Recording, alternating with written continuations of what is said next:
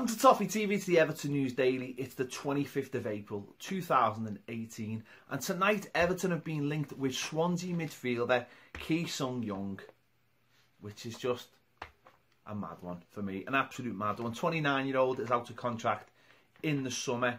He's played 135 times for Swansea, scoring 12 goals since 2012. He did have a spell on loan at Sunderland where he played 27 games and scored 3 goals. He's got 99 caps for South Korea. We'll hope to add to that in the summer in the World Cup.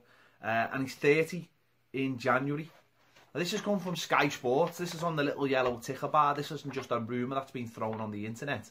This seems a very strange one to me, considering, well, the amount of players we've got in midfield, the amount of players we've got heading towards the 30s. Yes, he would be available on a free transfer. Yes, he's a decent player. But he's not a brilliant player. He's not, you know, someone that you'd look at and go, oh, he'll make our midfield brilliant. I mean, you know, get one more and you've got a Swansea revival in the centre midfield there. So, bit of a strange one. Again,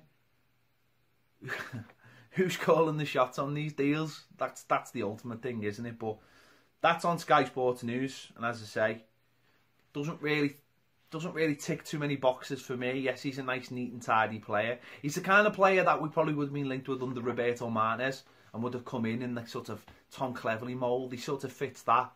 But if Everton really want to do things next season, really want to push on, they've got to be looking for players a little bit more dynamic than him. I think, you know, someone who's got something to the game, a little bit more to the game, a real big hitter to make that midfield start to tick. Because it just doesn't at the moment. It lacks a lot of things, and I don't think he really is the player to add to it. But that's the rumour tonight on Sky Sports News, as I said, on the little ticker bar to get you excited.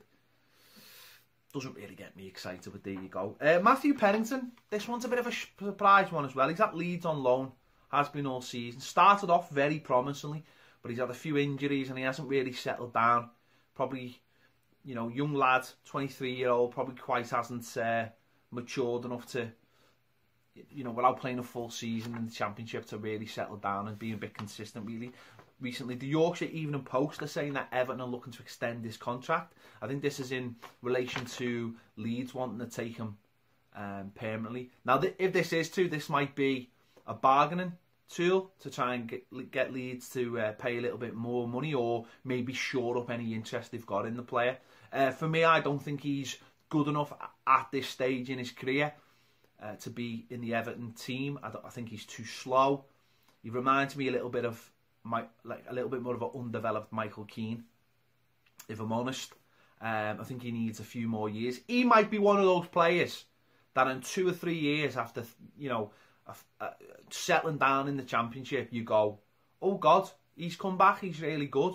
You know, one of those players that you go, why did we ever let him go? But you let those players go because they need time. They need time to develop away from the club. They need to play week in and week out. Again, he's not a player, I think, at that age would be good enough to be an Everton team, and at that age should be playing football somewhere else, getting his football education away from Everton and learning his trade.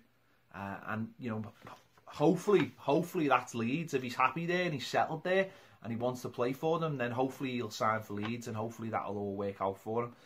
I would find it very strange if Everton give him a contract and try to bring him back into the fold. I just don't think I just don't think he's good enough.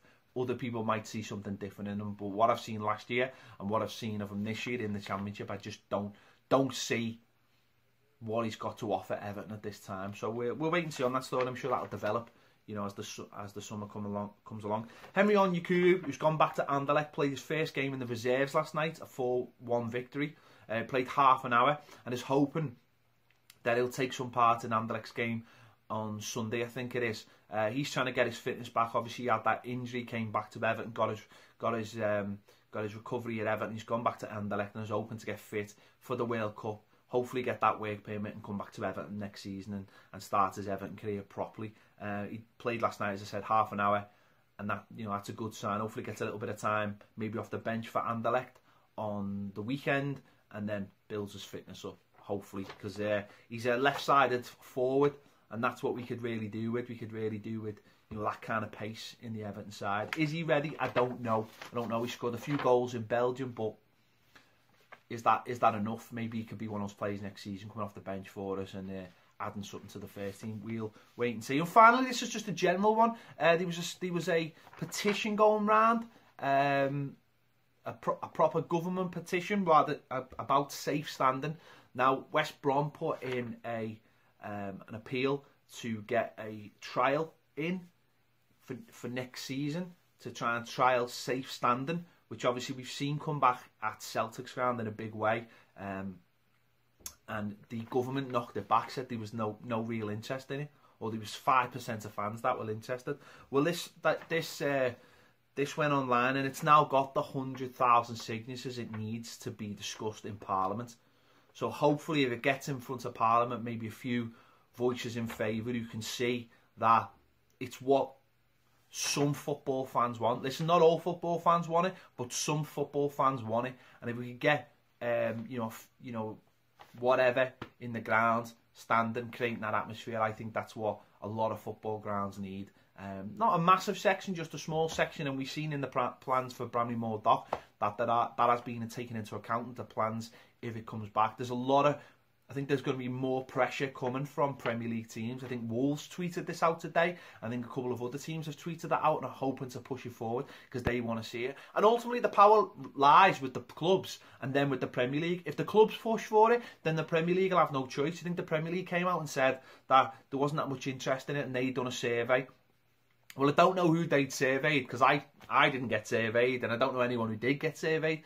So I don't know who they surveyed.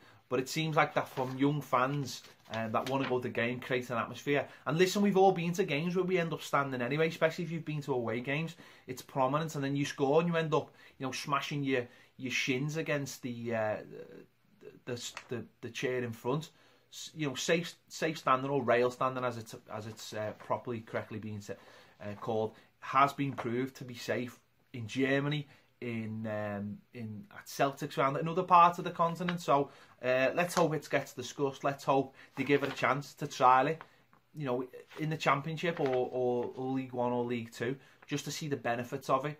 They're talking for football fans again without actually any knowledge of being a football fan, as far as I'm concerned. There's a lot of things they need to change for football fans, but because none of them are football fans, they don't really have a clue. Anyway, that's it. That's been the Everton News Daily. Thanks for watching. We'll be back tomorrow. I'll see you later.